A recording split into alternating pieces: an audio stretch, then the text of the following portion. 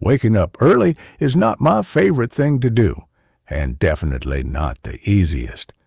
But when it comes for birding, during the first beams of light, that's definitely something worth the hassle. For some reason, doing this before the sunrise, it gives me an enormous amount of energy. The fact that I will be in their natural environment without being seen, and able to observe their behavior under natural circumstances, it's the most exciting part.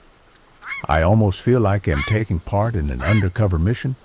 So here we are, after a long drive, to a location I cannot disclose for safety reasons. But there was something truly surprising which would turn my whole mission to another direction.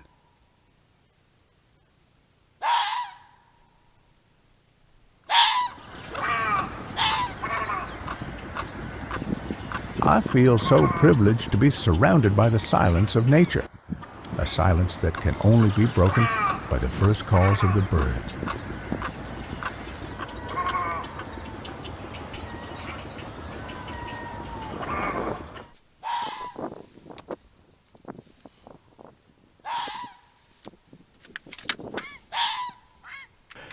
To be honest, I wasn't much familiar with it, and since I didn't have someone with me to help me identify it, I kept setting up my stuff in order to be ready for the first light.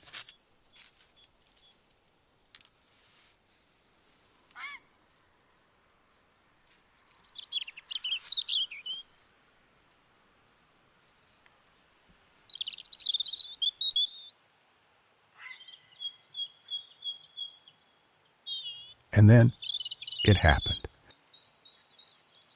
Two little siblings, if I had to guess, scanning the area for their breakfast. Watching them free inside their home made me so excited. I try to be as silent as I could while filming them, since they are sensitive to the human presence. The area is famous for poachers' visits and for hunters from time to time, so I was also a little bit worried for their safety, since the hunting period is open.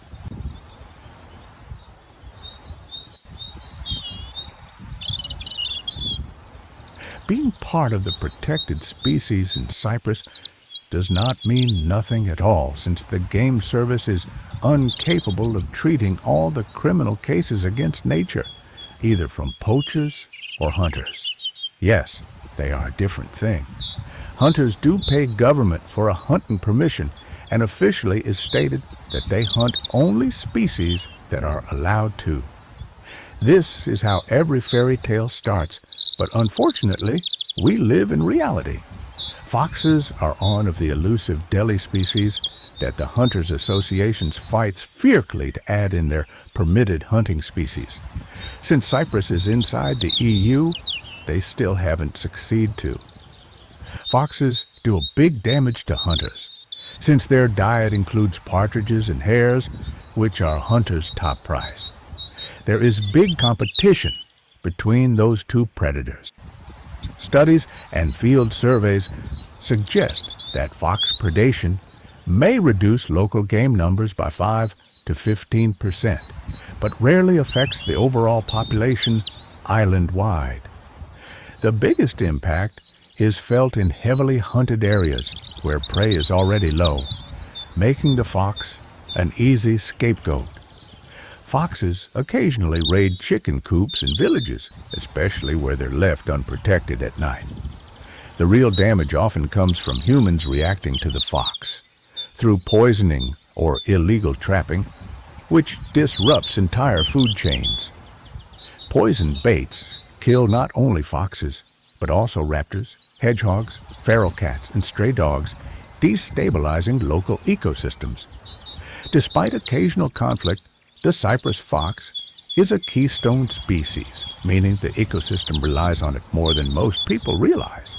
The fox's diet is around 40 to 60% rodents. By controlling rodent populations, foxes protect crops and reduce disease spread, indirectly helping farmers. Foxes eat fruits like carobs, prickly pears, olives, figs, and wild berries. Their droppings spread seeds across hillsides, helping regenerate vegetation after wildfires or droughts. This makes them important forest and scrubland restorers in a landscape prone to erosion. They limit overpopulation of rabbits, lizards, and insects, preventing overgrazing and imbalance. Each drop is a message, a silent claim, written in scent. The Cyprus fox doesn't just walk through the land, it signs it. Foxes pee on everything to mark territory. What looks like random urination is actually scent marking. The Cyprus fox, like other red foxes, uses urine and scent glands to leave chemical messages, a sort of fox language. These marks tell other foxes, "This area is mine." They'll mark rocks, bushes, posts, even car tires, anything that holds scent well and stands out visually. Their urine and scent gland secretions contain chemical signatures that identify individuals, like a fingerprint. Foxes can tell sex, age, and even emotional state from scent alone. Researchers have observed them revisiting the same marking spots, sniffing, and remarking if a rival's scent appears.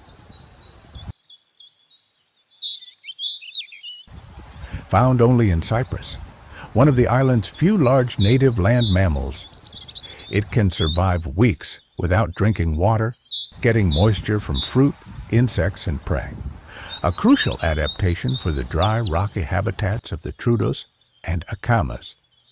Some individuals have been observed burying food in sand or loose soil and returning later, a rare behavior documented in few Mediterranean fox populations. Cyprus foxes are mainly nocturnal. Locals often hear their eerie calls echoing through valleys at night, a mix of barks and screams. Their territorial calls differ slightly from mainland foxes, a shorter, raspier bark that biologists think may be due to the island's acoustics and dense scrub. Young foxes play, fight, chase, and hide and seek with each other to build their hunting and survival skills. They're naturally playful, especially juveniles. These games start around 5 to 6 weeks old. Once they begin leaving the den,